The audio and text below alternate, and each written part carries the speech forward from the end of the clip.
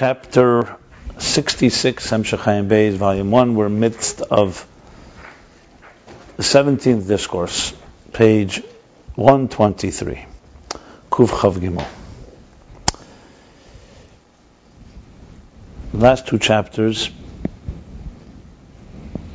was a discussion of two levels of desire, two levels of ratzon. You could say it's almost like two stages of ratzon. One he called, they gave it two names.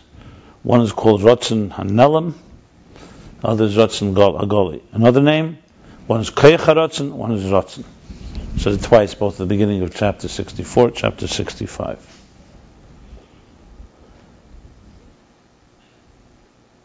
And the difference being that one is a tangible desire that already has an inclination, an excitement, a stimulation, desiring, pining for, longing a particular thing. Made it clear this is not has an intention and a purpose, not like a ratzon atzmi, like from a father, parent to child, or God to the souls.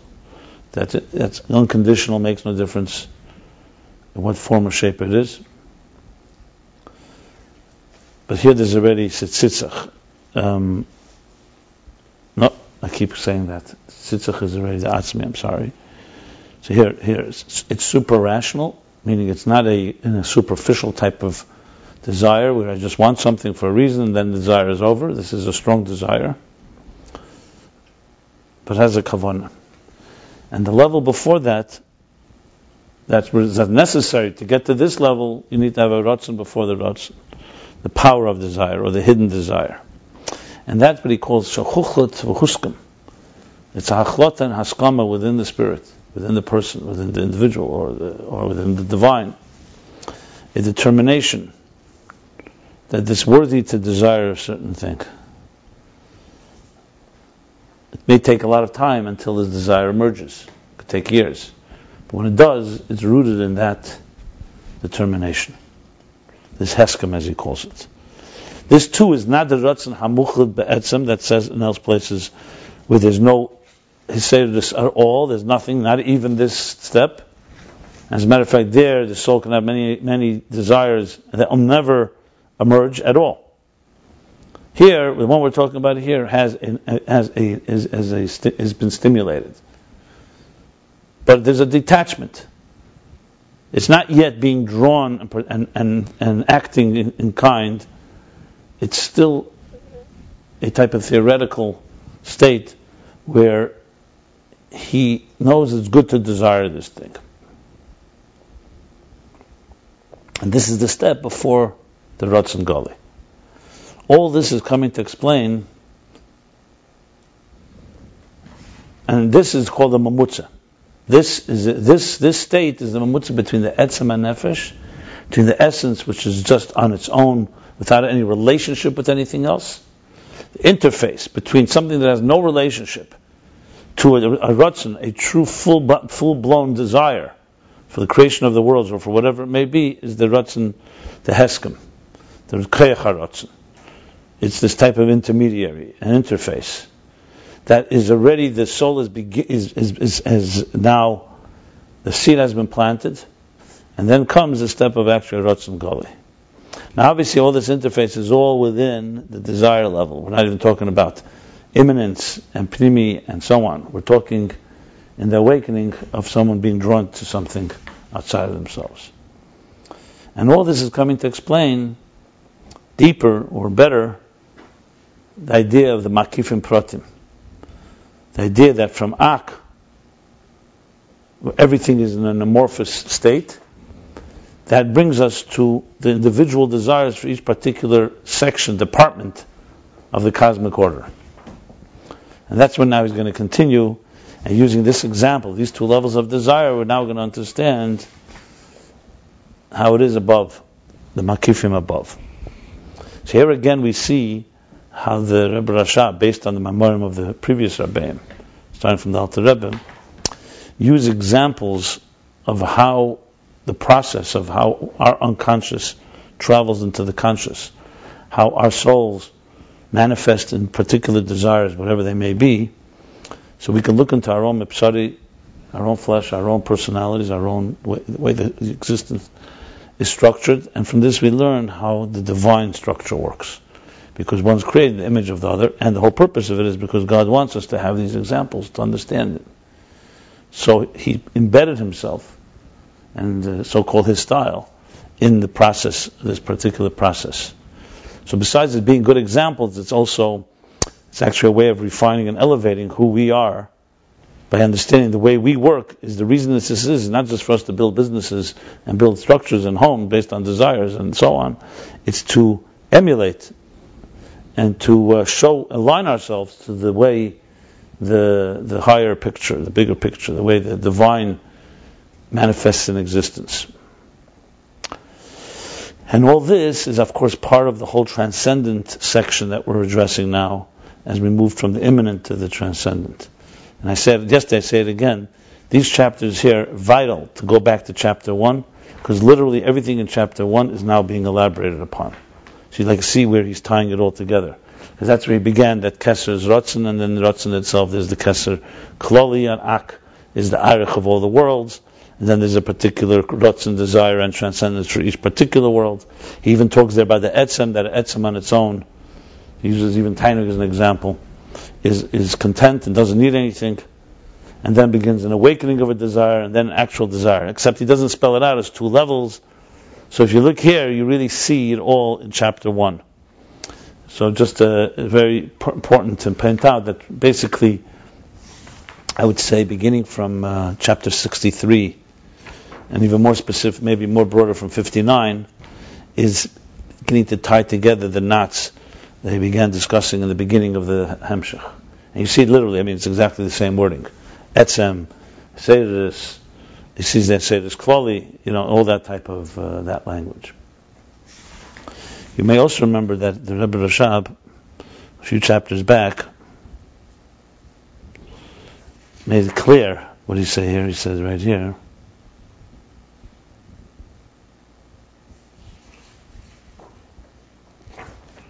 where was it? I think it was in chapter 59. Yeah. In chapter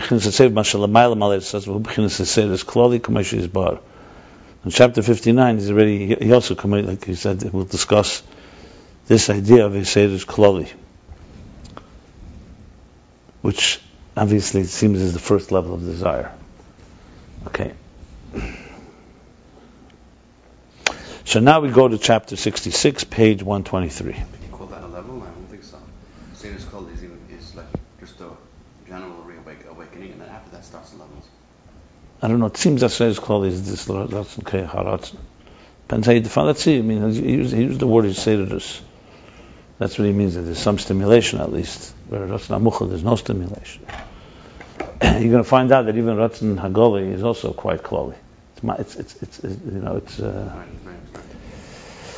Okay, Vadugmim is the example from this, meaning from this the two levels of rotzen yuval lamayla the b'chinas machshava gdum medak.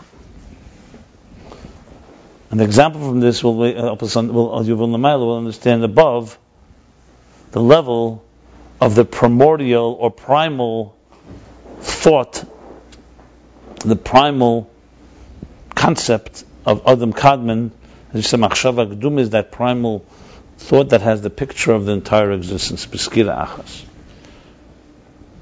Now I should say, we'll discuss it. These two types of rotzen, there are Maimorim that discuss at length these two types of rotzen. I found it in Shai Yichud, in the Mittler Rebbe. In Samach Vov, obviously, there's a whole Maimor Odin Kiyah. There's more discourses. I think there's a little difference how they explain it and how it's explained here. I think this is very similar to the Samach Tzadik's Maimor in Drush Gimel Min Yodom. I'm just pointing out, but we'll do the comparisons once we learn it inside here. It's always preferable to learn it this way and then compare it to the sources, so you can see the so-called chidushim. Shehu kedugmas ha'askama va'achlote b'dasa adam lirtzes be'ezedover. Machshava gdum medak is similar to that haskama, the higher level, that determination, that resolution, that heskem benefesh is like that type of I would even say, but the resolve has two different meanings. It's not resolve as in, a person has resolve that they're going to see it through. There's resolve there's resolve more like a resolution where there's no doubt anymore. It's clear that this is the heskem v'achlota. Sometimes heskem means agreement. That's not what it means here. Heskem like I agree with you, so I'll say I'm asking. Here it means more than the heskem b'nefesh is more you masking with yourself, you masking with this desire, so to speak. V'achlota b'dasa adam litzes be'ezeh davar. It's interesting he throws in the word dasa adam here. He doesn't mean das here at the level of das, obviously. He means in the consciousness of the person. So there's some shehu ba'atzmusei adayin. This is still within the etzem. I want to just explain again etzem is pashtus because it uses the words, and I don't want to take it for granted that etzem is pashtus and so on. Obviously, you can speak about etzem is pashtus in relative terms. But one of the good examples for it, and we'll apply it back to here, is a seed in a tree. So a seed, you really want to know, is not really etzem. Because you could say there's a level where the seed came from. There's etzem keach hasemeach. But a seed is definitely a place because the seed is going to go into a state of recovery where it will deteriorate and be absorbed in the ground.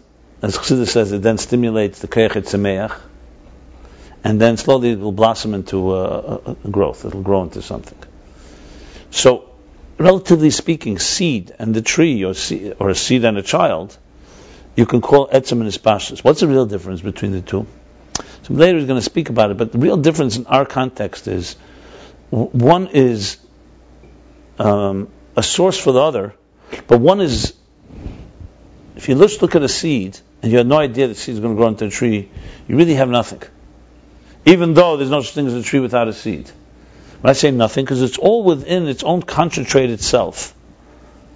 So it's an example for etzem.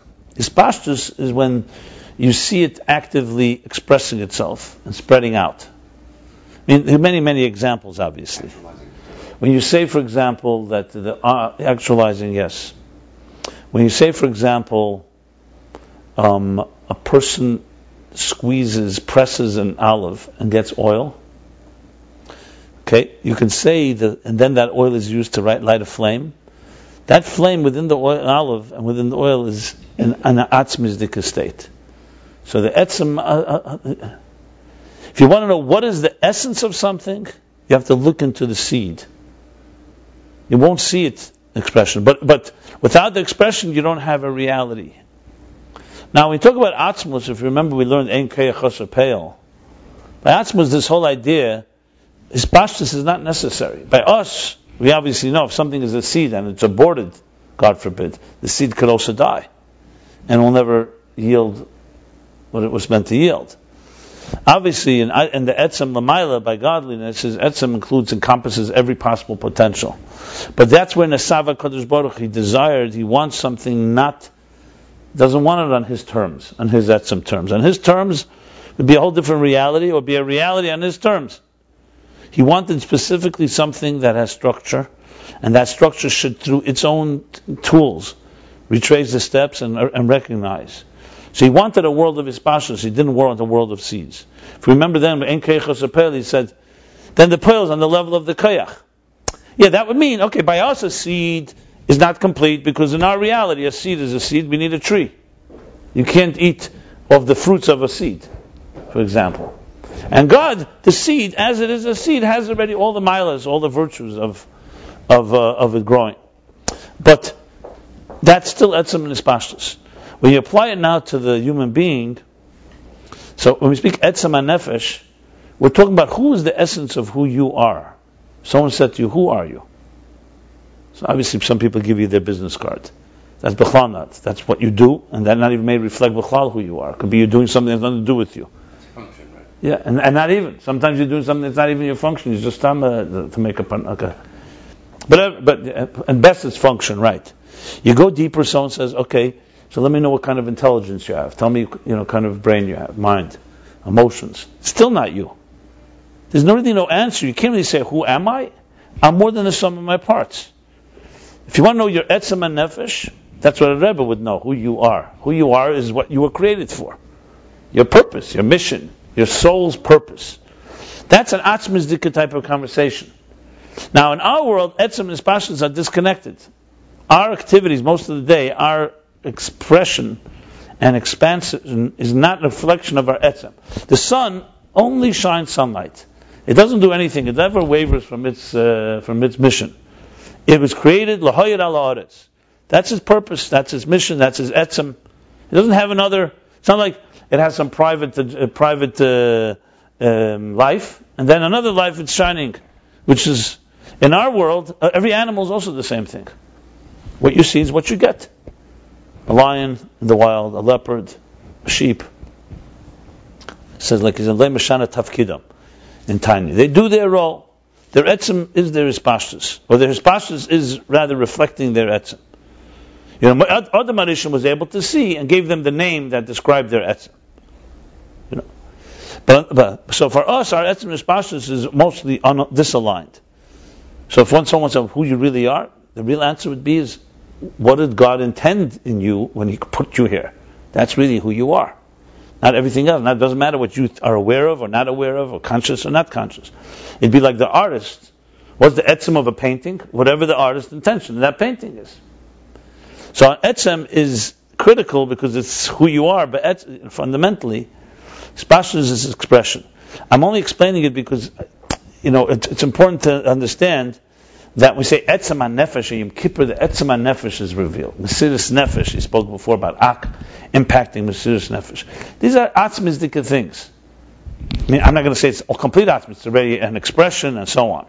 So to go back now to us here, it's also important to define, because we start talking about desires and interests.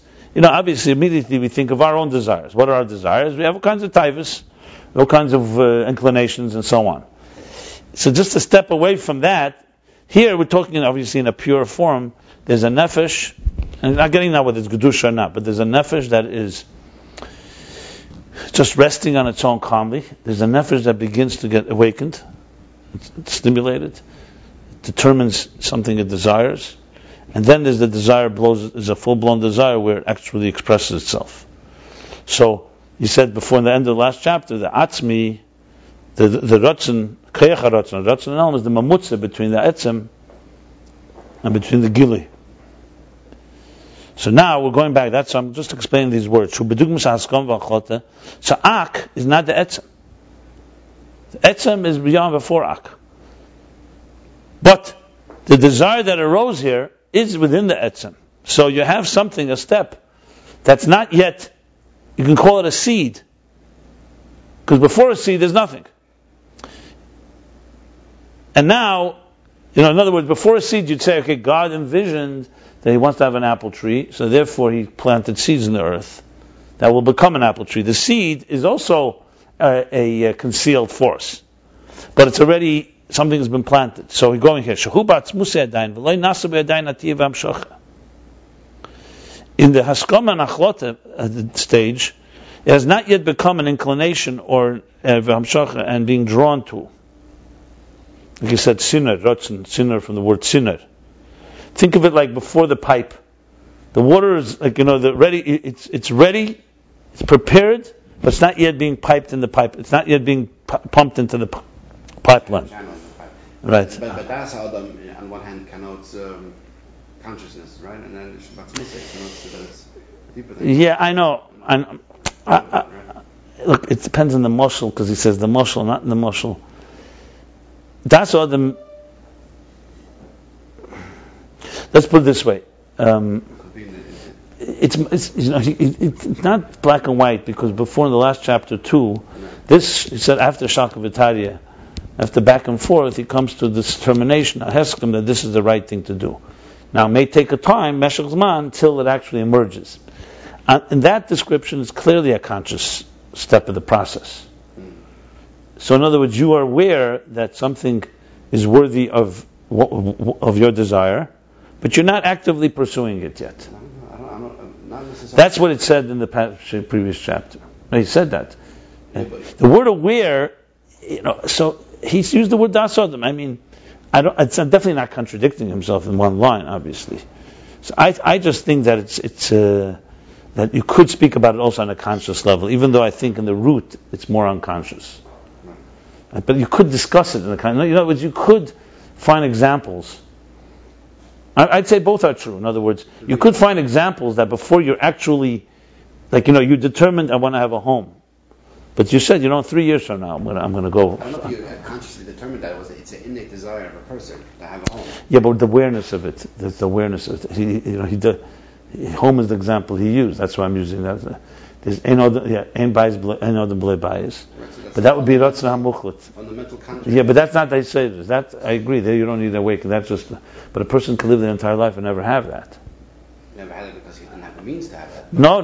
But then there's that's why he said that says in Tosha Gimel, in Samachei. That's what you're saying is that you're born with that innate desire. We're not talking about that. We're talking now that the determination is a good thing. You are. There is a sadness. Thought about it. Yeah. Thought about it. That it's a good thing. Yes. Yeah, but it's not yet manifest in an act in the being drawn to it. Yeah, clearly, 100%. I mean, in other words, you could explain it on a conscious level. Is it only that? Probably not. But so it's all a dugma now. In other words, in Dasa Adam, you probably could explain it that way.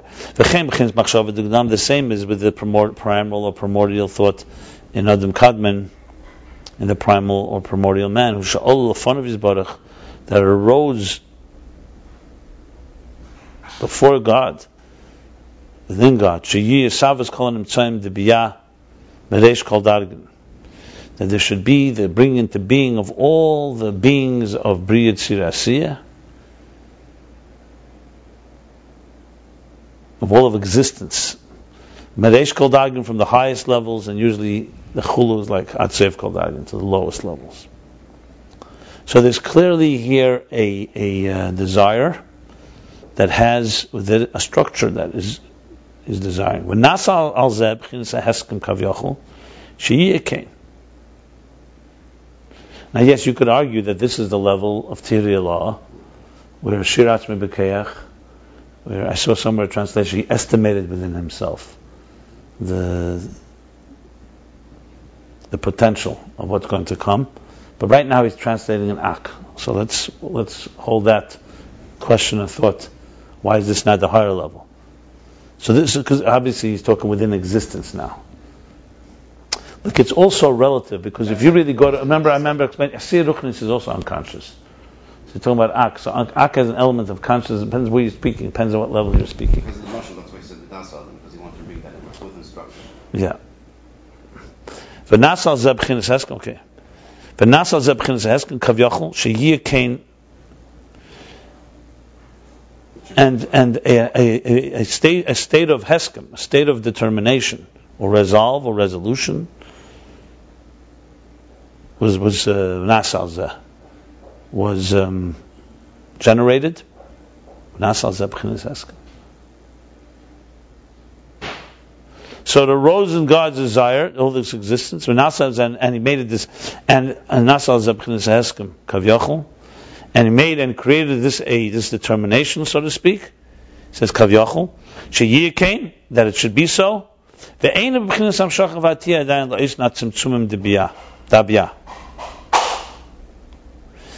And it's not yet, this heskem, this agreement, the resolution, is not one where there's already a hamshach of atiyah, that there's a being drawn to and an inclination yet to the tzimtzumim of Atzilus beriyah yetzirah. He's specifically saying the tzimtzumim, because you have within the desire that Atzilus beriyah yetzirah asiya, but the tzimtzumim that will make it come into being, that process has not begun yet. So you have basically two stages of the process: a heskem, and then the next stage. We don't usually necessarily. We could see examples, like I said before, with a house or other examples. Where the best way is example is when you find a time span, what's the word I wanted to say? An non-interruption. interlude, but a break, a gap, right? The time gap between the heskem and the actual being drawn to. So here too, obviously one is going to lead to the other, but it is two stages. Should it stop by the heskem, abiyah, as we know, would not come into being. That's what he's going to explain. We need another rotzen, the second rotzen, which is the rotzen for Atzilus itself. Rather, it's still in a state of resolve within the essence. This is the inyan. This is a revelation to himself alone, and not in any form of transmission or being drawn to.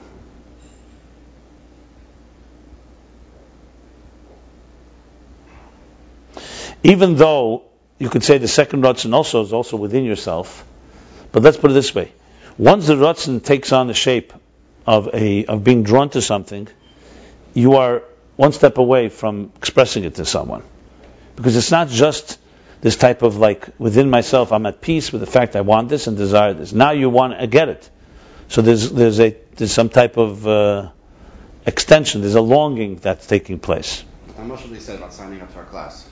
Educational class, whatever it is. So you know you want to do it, and you're thinking about it all the time. So weeks go by, and you don't actually, make the phone call, whatever it is, or sign yourself up. Yeah, but let's take away procrastination now. That's a fine line. No, because he doesn't want to, that's just, procrastination is a human weakness, and so on. But let's not say procrastination. Let's say. No, I'll give an example without procrastination. Very simple. You determine, because you're so busy right now, you can't start doing it because you have other things. When that frees up. But you have your clear determination. When January 1st comes, Rosh Hashanah comes, you're starting. That's how I would do it. Because once you start adding in procrastination and other things, you're talking about other factors. The bottom line is, you have to actually go ahead and correct. You know it's the right thing for you to do. So you guys, a good example. I'm with you. Yeah. So what? But, right about the procrastination. But I don't want to bring procrastination because it's not relevant. I just said to you, let's say the reason is, there's reasons you can't begin. The chavrusa is not here yet, or there's or you have to free up other time. Forget about the reason. Okay, so good. What you said is a good example. I'm agreeing with the example. What's the problem? You don't want me to agree? I'm agreeing with you that you are clear to you in your mind. Absolutely, we're not talking about a doubt. Absolutely want this. Yeah. But it's right now in it's on your plan. It's not doing it. It's in the back burner. That means you don't have that Ayin Beis yet. Right. Is that how you're touching it? That's one example. Yeah. I mean, he gave that's fine. Even if you're busy with other things, it still means you don't have that Ayin Beis. Yeah, because if it was really had that Ayin Beis, it would push everything else away. Because when there are desires like that, that's what happens. It would. Yeah. It's a more passive state than an aggressive state, maybe. You could even say passive desire and aggressive desire. I'm using my own words here. Because it's not just passive and aggressive. It's not two types of desire. It's two levels of desire. Passive and active. I said aggressive. I don't know. No, passive and aggressive passive means it's a state of being. Aggressive is a verb. The desire as a noun or as a verb. Desire as I have a desire for this, and I desire it. Like that type of thing. I mean, there's many examples you can give. They just have to fit here. Here, however, remember, it's not two types of desires where one just is on the back burner and the other one's compelling. Here, there's two stages. Every being drawn to it began with a heskem. The only thing is, sometimes the heskem was in a second right away. And sometimes it takes time. Right away, you acted on it. Sometimes. Yeah. This heskem is also a yerida. Like you said, it's herod the samulhus. It's also a descent, meaning a step beyond, a step lower, and also a more revealed state than compared to Atzmus, as the essence is prior to this resolution. Because there is not at all any state of revelation. This resolution is at least a state of revelation.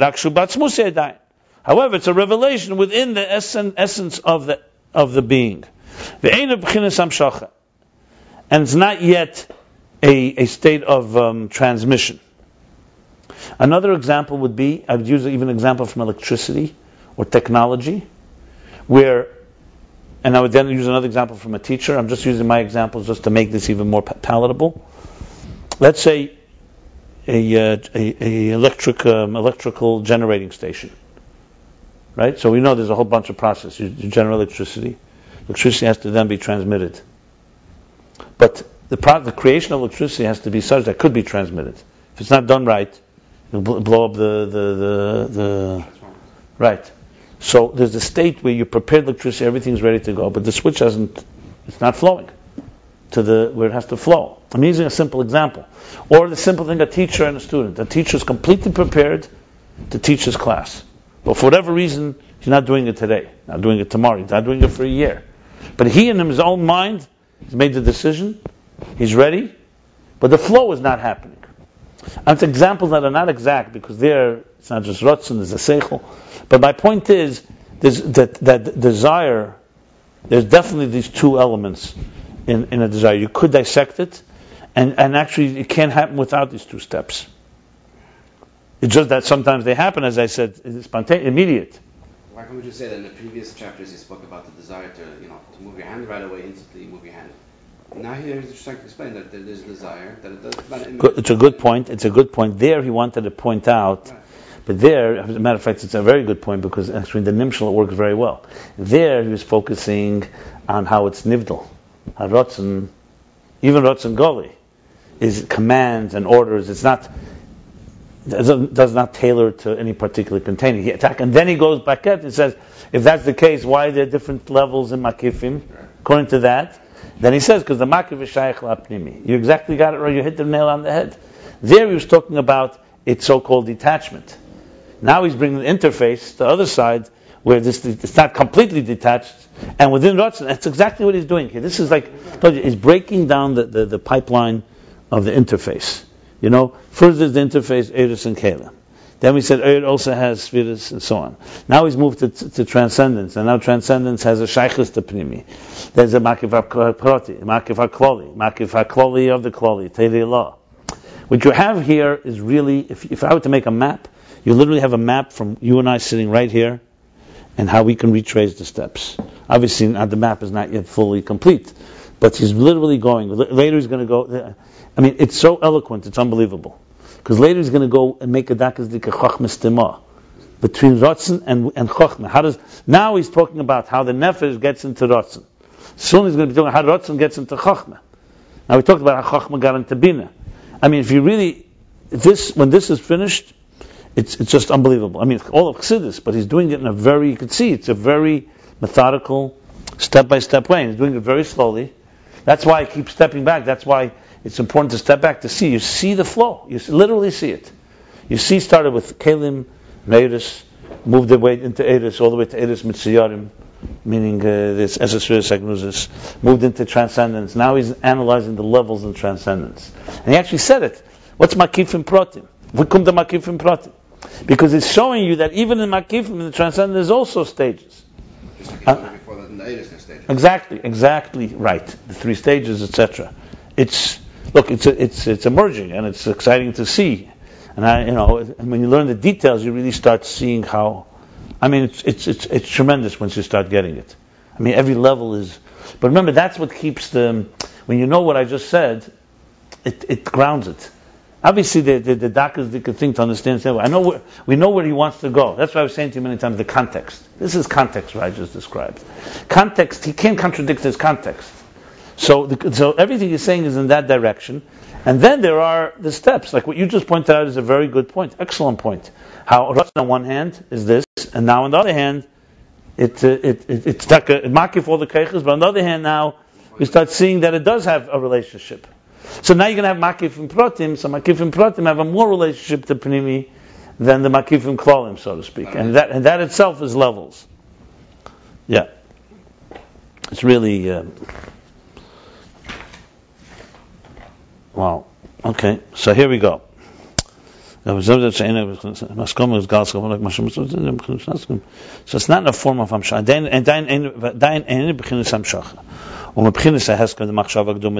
And from this resolution, in the primordial thought of Adam Kadmon and Atzilus.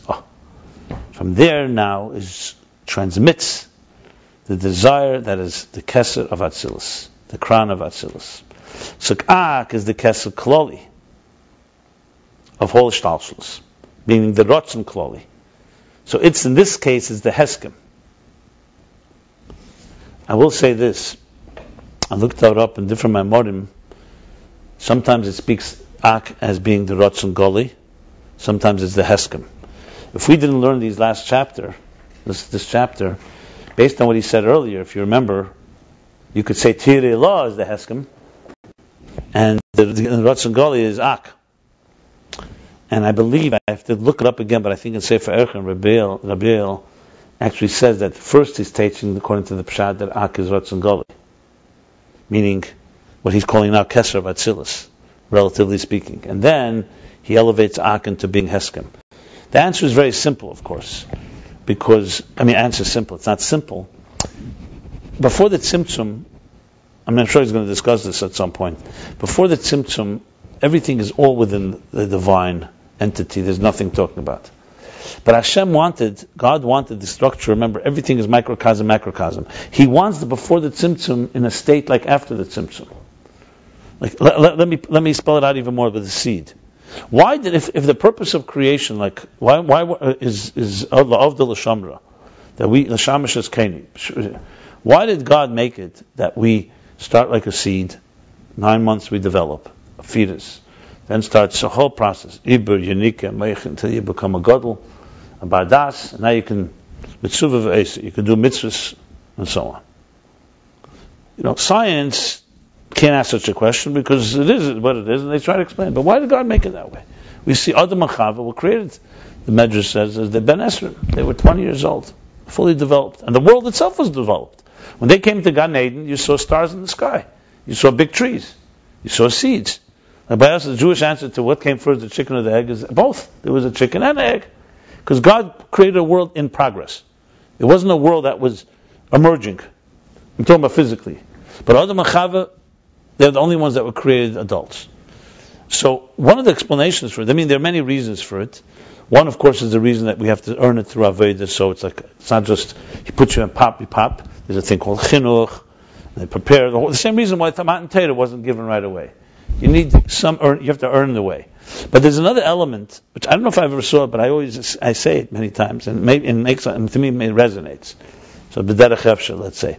The reason is because he wanted to give us an example of the process of how from a etzem comes his pashtus. From how a etzem, which is Atmos himself, everything is there concentrated, that there's actually a process of how that develops and becomes actualized.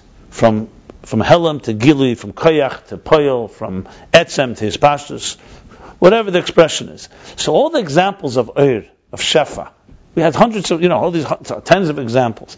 They're all showing you how one entity that's in a state that's so-called detached or beyond suddenly is transmitted to a place here, and the way that makes sense.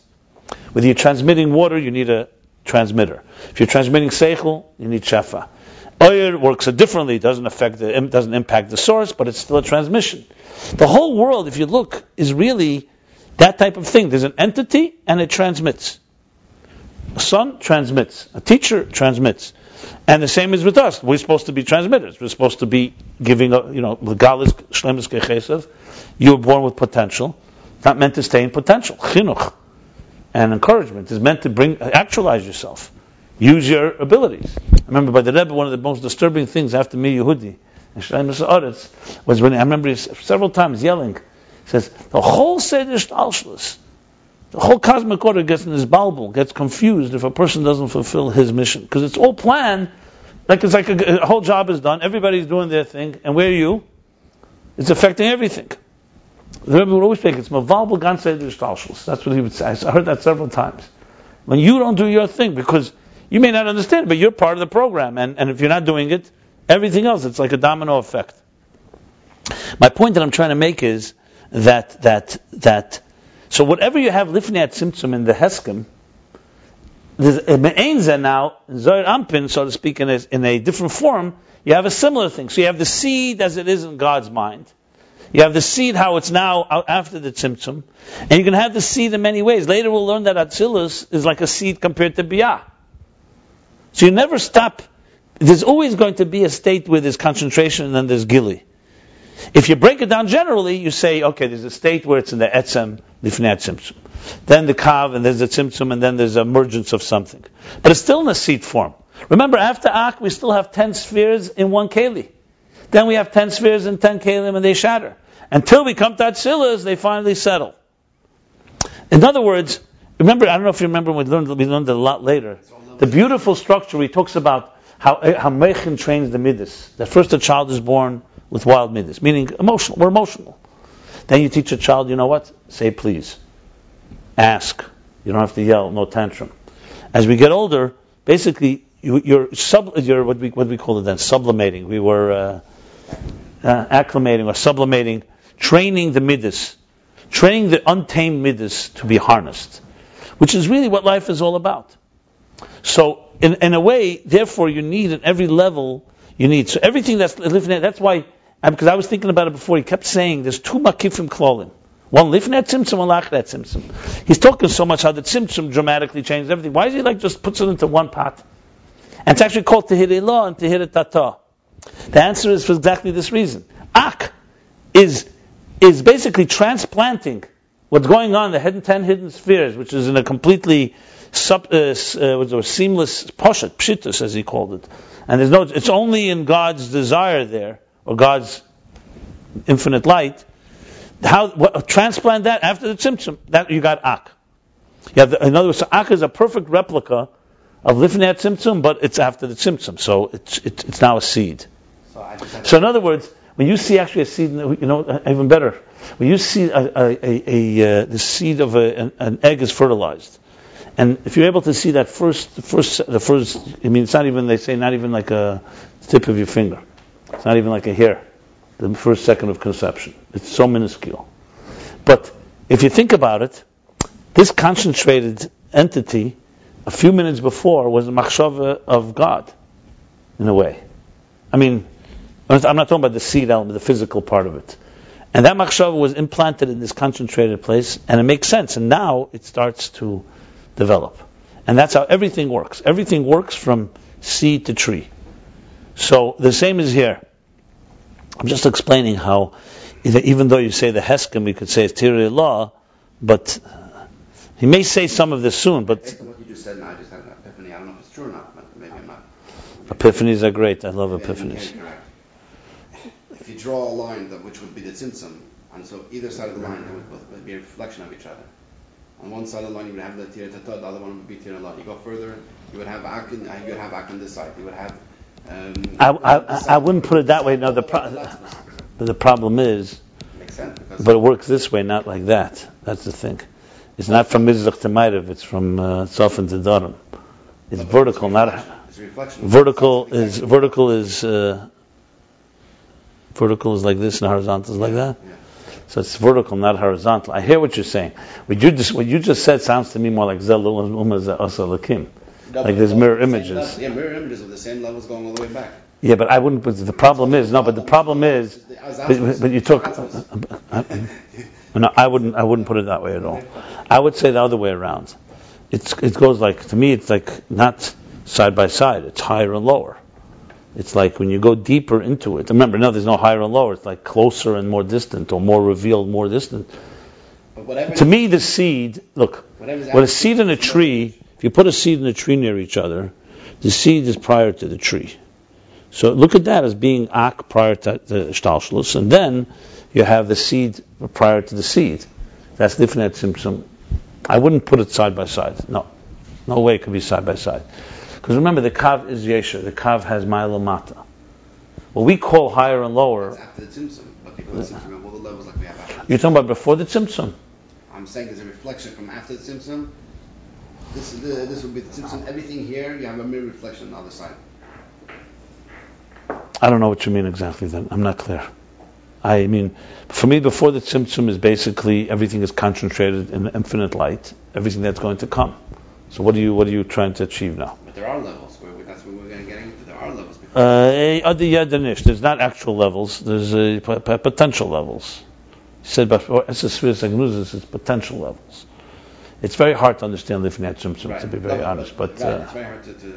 It's not tangible, but the levels are just like we have. But we're not talking now Lifnei Tzimtzum. He's talking after the Tzimtzum. Lifnei Tzimtzum, he spoke about those chapters, sefirot. I think before we try to understand Lifnei Tzimtzum, let's try to find the Achrei. So anyway,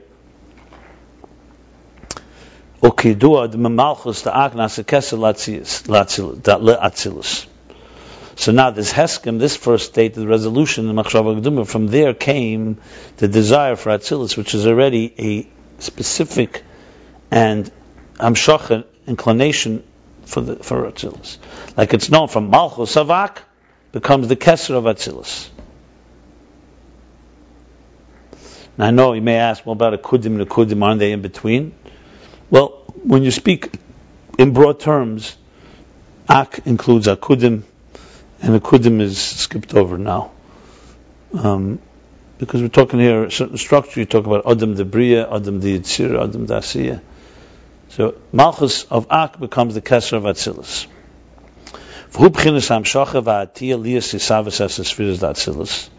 And this already, this keser of Atzilus, the crown, the desire for Atzilus, is hamshacha. This is already a transmission, an extension, being drawn to v'atiya, an inclination liyasisavas essence sefirot Atzilus. In order for there to bring into being the 10 emanating the 10 spheres of Atzilus, the close element of Atzilus, in the general world of Atzilus. Their coming to being is through desire. Like we learned before, chapter 58, that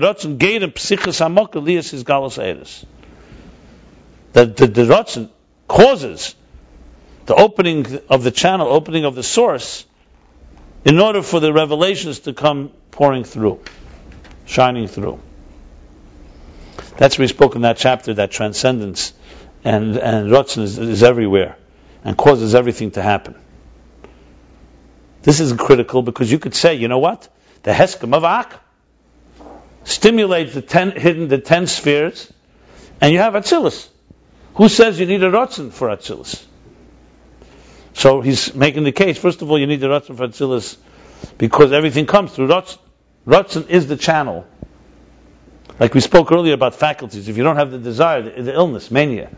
Inertia, isn't that mania is inertia? Inertia is... I wouldn't call that necessarily illness. Inertia could be without an illness. But any type of state of... it's more of a... paralysis. It's more like a paralysis on the spirit level. So you need the desire, because it's like you said, it comes through the desire. That causes psichis hamokah, the opening of the source, for the eris to be revealed. That's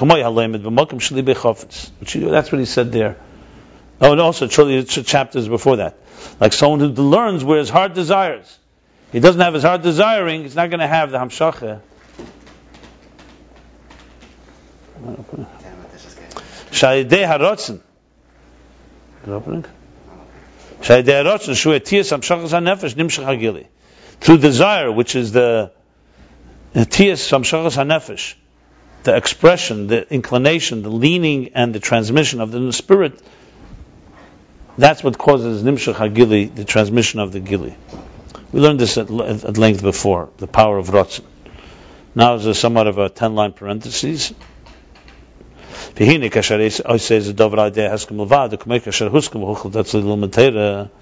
now, when a person does something, only through heskem levad, the first level of desire, only he resolves.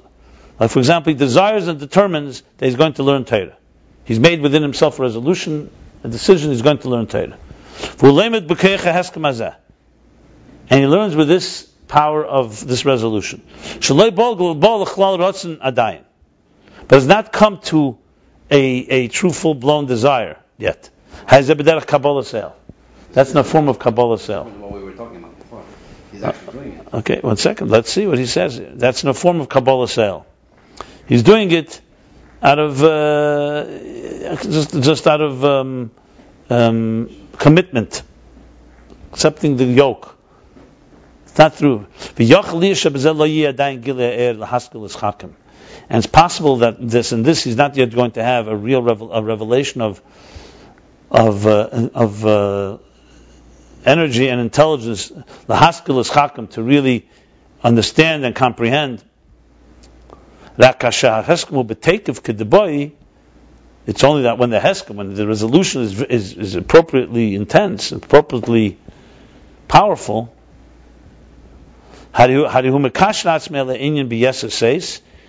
he connects himself. Applies or connects, attaches himself to the thing with a lot of with increased vigor, right? And through that comes the revelation of the actual desire. And also the seichel to conceive and to understand. Well, we'll explain this in a moment. Let me finish the parentheses. According to this, we can say that through the heskem, through the resolution, is nimshach, is transmitted the hidden das. That's the essential connection to something that compels the desire, and also compels the root of the seichel, the source of the intelligence, compels it to be revealed. And look at what he says. It is the Reb Marash's Maimer V'kocha Tofresh Lamed Zayin, chapter 76. And what it says elsewhere in the Maimer Vayered Ha'ayit. Omnam Harotzen, however, the desire who sharetzu bizgalus, that's where he wants the revelation. V'nimshecha nafshe, and his spirit is drawn to it. By dezeh yiyum memela giloyim, and through that it will become naturally the giloyim. Okay, this is a little complicated. Parentheses. I think it goes back. Yes, he has. He is. He's adding something here. This goes back to a few chapters back when he spoke about Ratzon. If you remember, he said, "B'mokim sheli b'chafetz." He explained that. What does it mean? That when a person desires something, it opens up channels. That's really the point he wants to make here. So desire has that power to open up channels, and it does it in a compelling way. It doesn't ask questions. You desire something, it's not about rational. It will naturally open up channels. So before the parentheses, he was talking about the Ratzon. So he's saying that from Malchus of Ak, from the heskem of Ak, comes the Ratzon of Atzilus, and that Ratzon is what compels Atzilus to come into being, the 10 spheres. But the question is, what would happen if there was only a heskem, a resolution, and there was no Ratzon? There was no keser of Atzilus, so to speak. What would happen with Malchus the Ak directly would speak to the next stage? So he's giving. So this is where the example in the parentheses comes to qualify this. So let's say you made the example. Let's say a person made a resolution, Rosh Hashanah of the new year, I'm going to start learning. It's a resolution that does not yet have a stimulation. You're not excited about it yet. You determined in a detached way, this is the right thing to do. Let's say you heard the Rabbi speak, you read somewhere. Important to start having a kfir sitim. You make a decision. And the decision is the resolution. It's a resolution. But you're not yet excited about the idea. So does this go in the category b'mokim sheli b'chafetz? That's the question. Meaning, what kind of energy will this draw out of you? So here he's qualifying and saying that a heskem, before he didn't say this, before he said the heskem could remain for years, a resolution, and nothing happens with it. Here he's saying, let's for argument's sake, say the heskem does impact. And let's say you haven't yet gotten excited, but someone says, okay, you want to start learning? Let's start learning. And in your mind, you haven't really planned to begin. You didn't get excited to begin, but You did hypothetically, you did make the resolution. But you haven't really primed yourself up to really, what do you call it, hype yourself up to the whole excitement behind it. What will this heskem do? So he says, you'll learn. But since it didn't come to a rotzen, meaning we're talking about a rotzen now, it has to be a passion. A passion. So then it's going to be b'derech kabbalah sale. And therefore, it's almost forced. Not forced because you don't think it's right to do, or else you didn't have the heskem. We're not talking about you're doing it completely, you don't even know the mile in it. No, you appreciate it. It's like like a business, like sometimes people invest. They'll say, I like your idea, but I'm not ready to give you money yet. And I'm not talking about dishonest. I have to absorb it more. I have to get more excited. I have to see more. I want to see more, etc., etc. But conceptually, we've gotten through gate 1 because I like your idea. So I could also tell you, I don't like your idea. So he has a heskem, so to speak.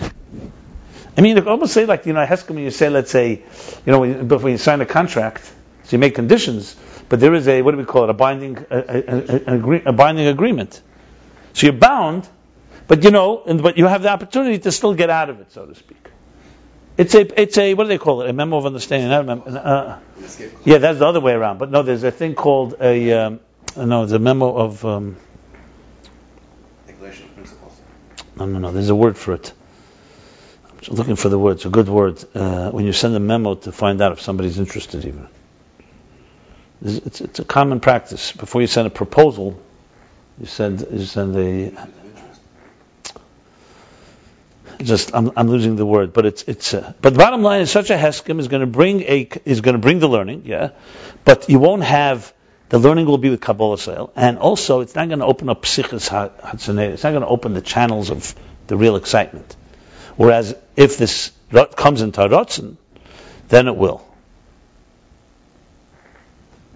and then you'll do everything possible. You're not just going to do it to be yetzirah, so to speak. This is an unbelievable thing. Hold on, one second. I just want to finish. Okay,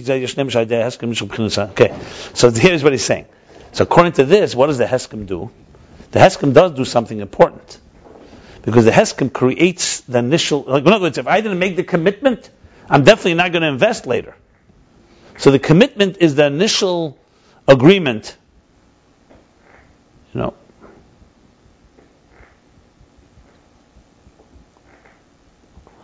That this creates a iskashus that will, in turn, in other words, the heskem determined it's a good thing to do. And this has the power to then affect the next level. But it itself does not affect the next level. You hear what's going on here? The power of it is it compels the next level of rotzen to become passionate. But it itself is not passion yet.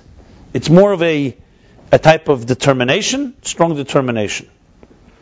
Okay, why is this relevant? Because, let's go back to before the parentheses, because he was talking about how desire, how the heskem of ak would be a type of, I don't call it passive, but it would be like, okay, it's important to have atzilus. It's all there, but it's not. But it's not actually being drawn to it. Let's put it this way, if there was no keser of atzilus, God would say, yeah, we have atzilus, but he's almost doing it out of Kabbalah sale, so to speak, because he wants it. It's not applied. That would be an example. If a department, the head of the entire company, suddenly had to do the job of one department head, he's not going to do it with the same way because he has other jobs to do. I'm just giving you an example. He's not into it. Yeah, and he's not right, and that's not his particular power. I remember when we had our principal in high school teach us because the English teacher was gone. It was completely different. I mean, we were respecting his authority more than the teacher because he's the principal. But he was like it was one day. It wasn't that type of passion and so on. It was like, it was temporary, so to speak. Just giving an example here. The point I'm trying to make here is that the heskem of ak could hypothetically, yes, have an impact. But without the rotzen of Atzilus, the keser of Atzilus, it's going to, he gave the examples where it would be weak. So on one hand, without ak, without malchus of ak, you don't have a keser of Atzilus. You don't have a desire for Atzilus because you don't have the heskem, you don't have the connection, and you don't have what compels it. But on the other hand, if it stays only a heskem, it doesn't have this power that he's talking about. So, what does he add in the presence that we didn't know before? He's adding the parentheses that the heskem that there's a scenario where the heskem taka comes out. It's like it does jump. Most people are on that level today. They do things because they're... It's like mitzvah sanashim malamad, the type of thing. Sign mitzvahs and sign learning. No, but I'm just wondering, why can't you just say that if there's no rotzen of Atzilus, it'll never happen? Heskem remains. I'm not before the parentheses.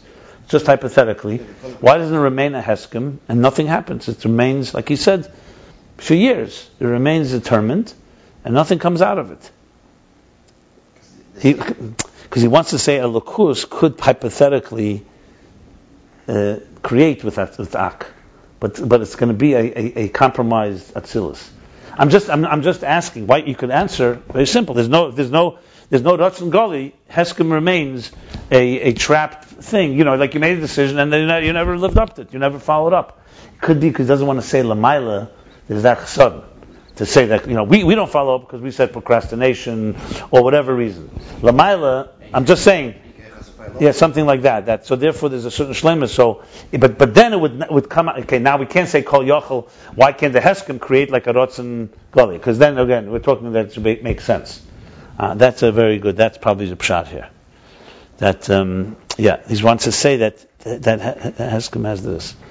So in other words, in addition to the fact, rotzen is the main driving force.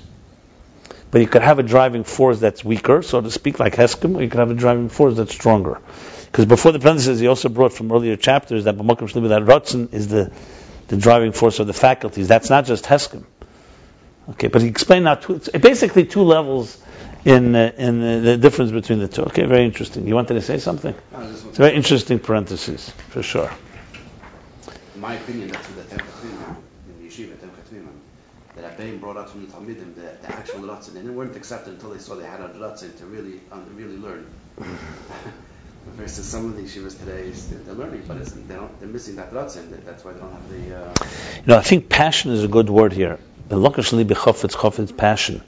Definitely create, because passion is a good word for what he said in the previous chapter. Hiseirodus.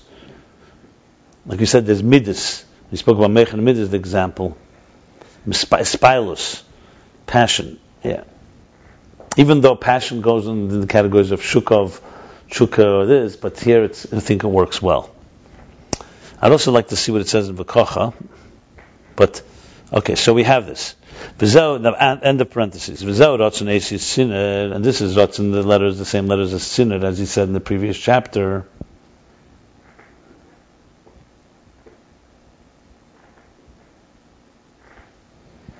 It's like, where did he say it? I just want to see. It doesn't only mean a pipe. A channel. No, it means like a tube with a vacuum that it draws into it. Okay, fine, but here I don't know if that's what he's saying. 1 second. Okay, fine. This is what Ratzon is Sinner channel. That's the state of transmission. Sinner. Drawing. It's like when a doctor takes blood. Yeah, but again, you're talking words or you're talking context? Since when are we talking? It draws it. It draws them. That's the whole thing what he wants to bring on here Why now. don't you look in the previous chapter? He says, Ratzon is sinner, right? So read the words. So here. Who's drawing what? In talking context or words? Who's drawing here? When a doctor draws, the doctor is drawing blood. Who's the doctor here? The Ratzon has its own power. The Ratzon is drawing the makir sechel love to come. I would say no. Here, if you read the previous chapter, Ratzon is the soul's expression. It's the soul transmitting. So, I would say Hamshacha here is the transmission of the soul. It also, the parentheses he said is Gals bin Meshachas Nafshel Azeh. You're talking about this line, the Ratzon is yetzirah shum Hamshacha kachu inin Ratzon shum Nafshel Azeh. Yeah. He's saying the same thing. That's Hamshacha. That the Ratzon is the thing. We're talking about the Ratzon has no power of its own. The Ratzon is simply in a soul desiring something. So you can't talk. The doctor is an outside force drawing blood. The Ratzon is not a drawer. The Ratzon is a transmitter. Not that the doctor is the one who's drawing the tube. Yeah, but someone's. But what are you saying here? The soul is transmitting. That's what Ratzon is. The transmission of the soul. There's no such thing as two. There's no two entities here. It's not like the Ratzon is a force of its own. The Ratzon is the desire of the soul. Anyway, and that itself draws out forces. V'hu inyan netzir chesed, and this is netzir chesed, also netzir chesed. So literally, netzir chesed means the one who yatzar, the one who shapes kindness, netzir chesed, or forms kindness. So netzir shehu b'chinas chesed shebikeser. That's the level of chesed shebikeser. The ois is the words netzar. It's also the words ratzon. It's chesed within the desire, in the keser. Hainu chesed sheberatzon shereitzer sheyam shachas chesed. So what is netzir chesed? Is the chesed sheberatzon. That means that he desires to transmit love. That's netzir chesed. The chesed within the desire, that he desires to transmit love. That's why it's the source of asiya chesed for actualizing love. So netzir chesed causes asiya chesed. Like you said before about desire, that desire brings it into action. Like he says in Teireh, it's Pasha Mishpatim, I believe, or yesterday. Mareyim u'maseyim. V'netzir esis tzinner, v'esis ratzon. And netzir is the letters of tzinner, the channel, the conduit. V'esis ratzon, the letters of ratzon. V'hu b'chinas ha'atiyah v'hamshacha. It is the inclination and I would say hamshacha, the transmission, or being drawn to. This is keser, what he called keser Atzilus, which follows the resolution and the determination. Because haskam and achlota is still, all of it is still in the essence. Adayin. Twice adayin. I call adayin k'meishu batzmusei adayin. She'enu b'chinas hamshacha v'izgalus. Because it's not yet in a form of transmission and revelation. So nimshach achakach.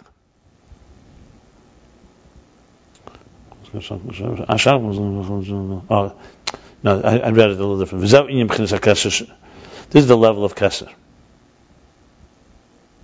You can read it two ways. I was going to reach Acher b'chinas askom b'achol shezah kol adan k'moshu batzmus adan she'enu b'chinas hamshacha nimshach achakach. Okay, you can read it two ways. You can read Zeu Inyan b'chinas hakeser she'acher b'chinas askom v'achlota. You can read it Zeu b'chinas hakeser of Atzilus, which follows she'acher, that comes after the resolution and the determination, which is everything the atzmus, because there's not yet any extension, any revelation or expression, any transmission. Afterwards, it transmits b'chinas hakeser. Afterwards emerges the level of keser shu b'chinas hamshacha v'izgalus, which is a transmission and a revelation, liusisavis atzilus, in order to bring about atzilus and beriyah, yetzirah, and asiya. Visavis beriyah. And now a parenthesis that goes to the end of the chapter. No, it goes to the top line of the next page. Well, the fiza yesh lemer, and according to this, we can say shezeh b'chinas kadesh v'kodosh. We learned about kadesh and kodosh earlier, right? Right? This kadesh is mila begameh, yeah. The kadesh, remember which chapter? Okay, we'll look it up later.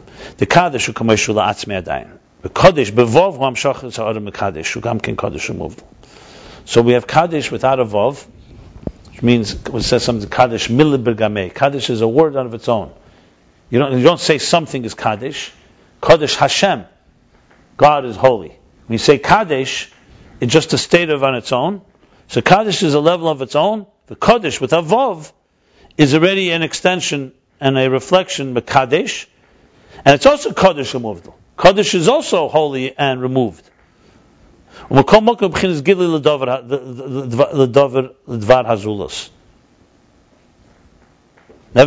even though it's removed, it's still already a revelation to something outside of itself, something other. In general, the difference between Kaddish and Kodesh is sometimes Chachma and Bina. actually, is the difference between the revealing to yourself and the revelation to someone else. V'zeu da'ak b'chinas adam the beriyah the kodosh, v'keser b'chinas adam the yetzirah the kodosh.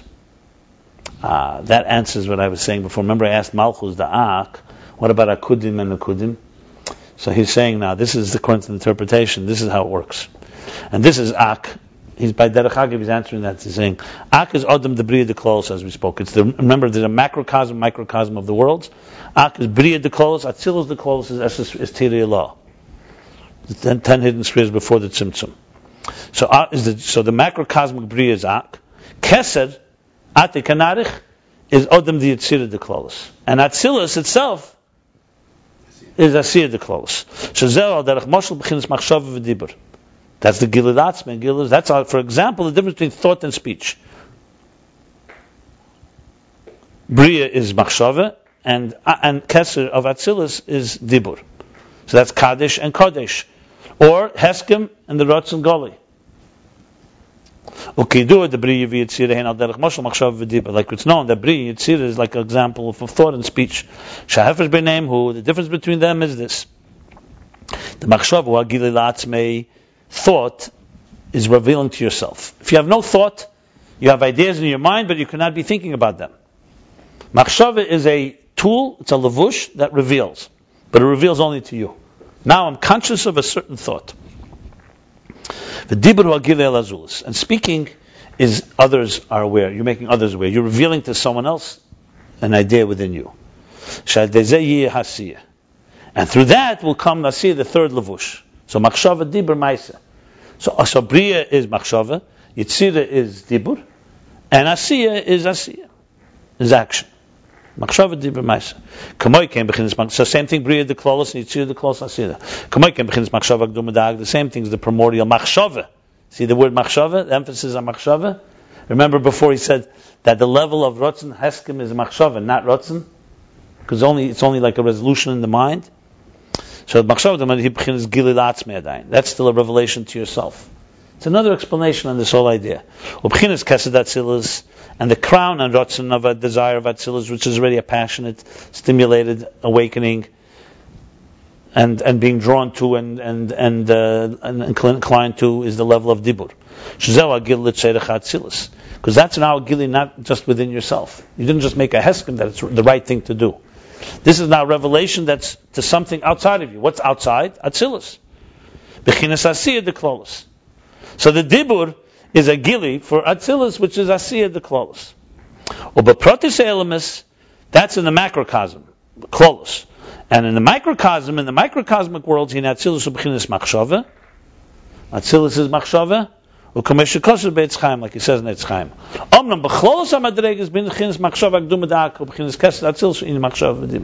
But the macrocosmic picture, the machshava, the primordial thought of ak, that's machshava, and keser Atzilus is dibur. That's machshava and dibur. Okay, very nice. Interestingly, I would think in protis, Atzilus would be before machshava, because beriyah the protis would be machshava. But he's saying here that Atzilus, the proti, is fine. It's all right. Bottom line is, again, it's all levels relative to each other. And so this is all explained. This all came to explain. So kadesh and kodesh, and that's machshava and dibur. That's beriyah the kolos and yetzirah the kolos. Okay, so that's another way of explaining the two levels of machshava and the heskem. Now he continues. V'zeu on page 124. V'zeu in mashet tzarech liyis b'chinas rotzen gam la'achar shekvar ola kol b'chinas machshava agdum da'ak. And this is what you need to have. This, if you remember, at the beginning of chapter 64, he said oid yuvin, why you need to have a specific desire.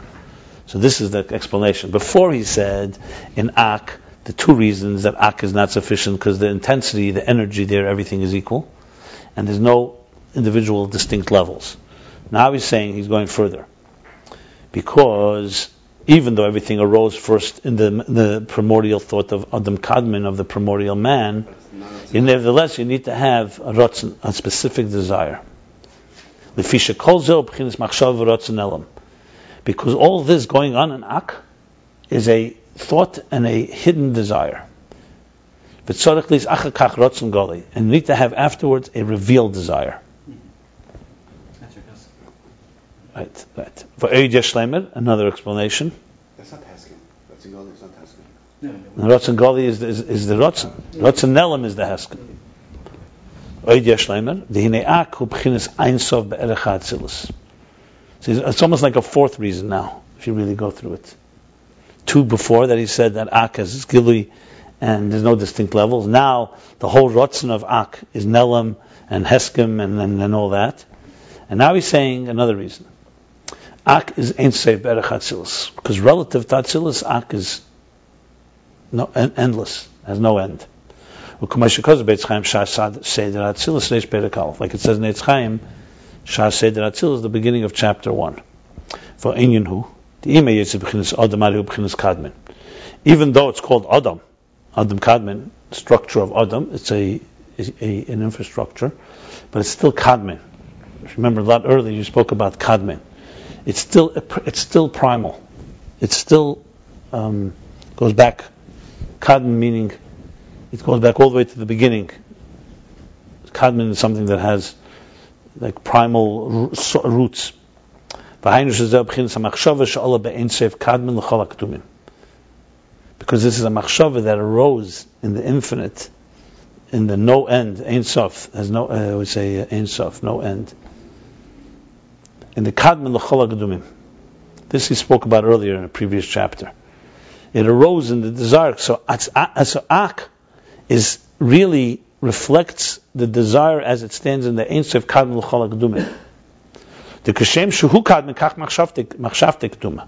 Just like who God is a first source and has nothing before him, so too his thought is keduma, is prior. No, kadmon means prior to everything. So too his thought is prior to everything. Like it says elsewhere. Therefore, all the levels of Ak are all in the form of without end. And in order for there to be 10 spheres in Atzilus, you need the desire, the keser of Atzilus.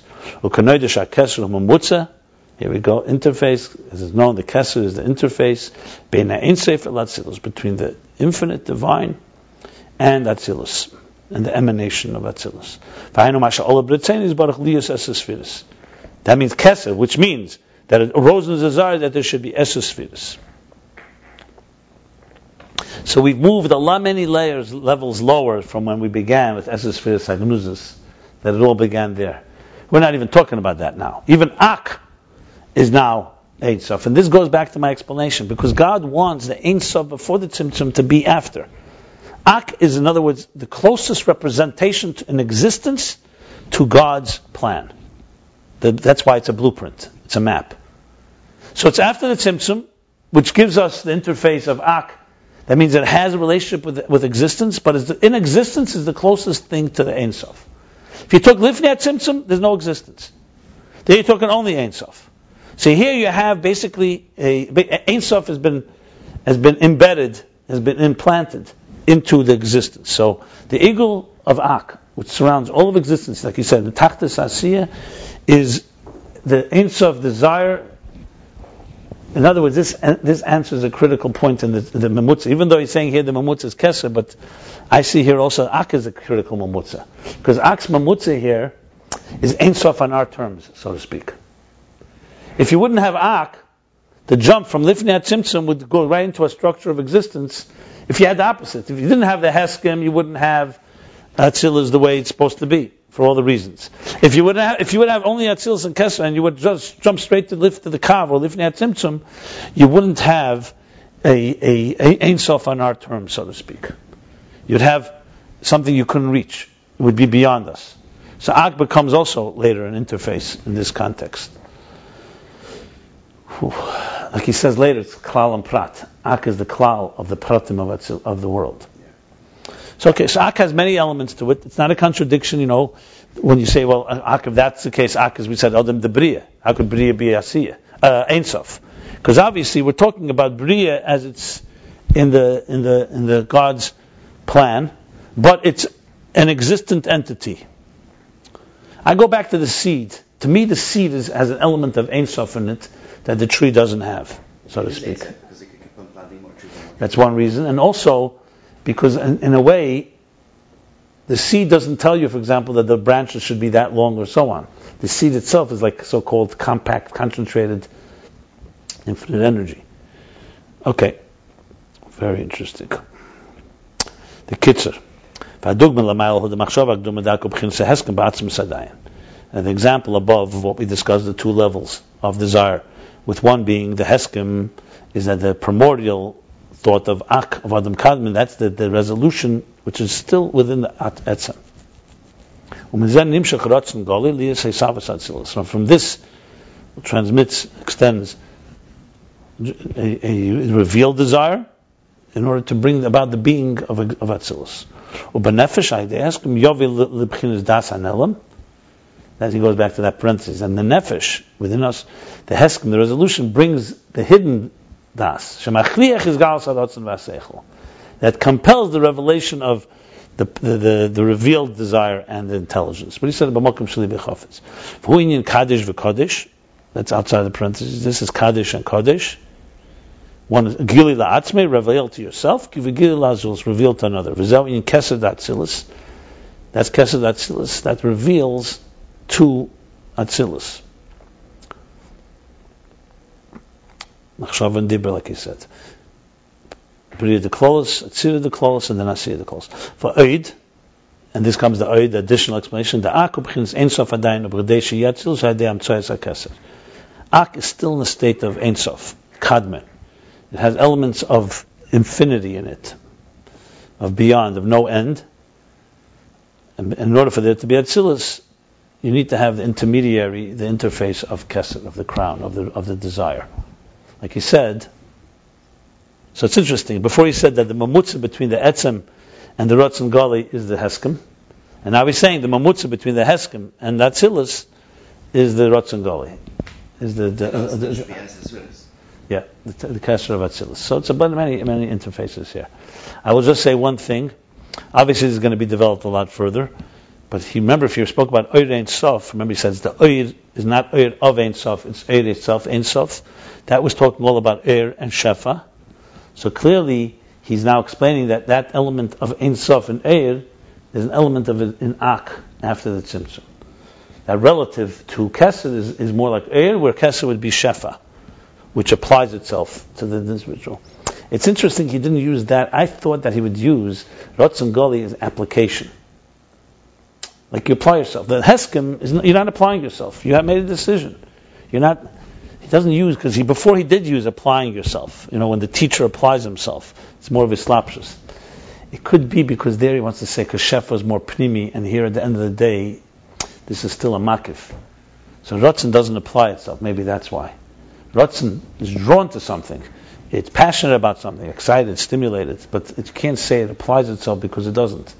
That's probably the explanation. Okay, so we have the different reasons why Ak is not sufficient, and you need to have the Ratzon Gali. Good stuff here. Very good stuff. Yeah. There's a lot of interesting applications that can be developed from this. I'll just say one more thing before you.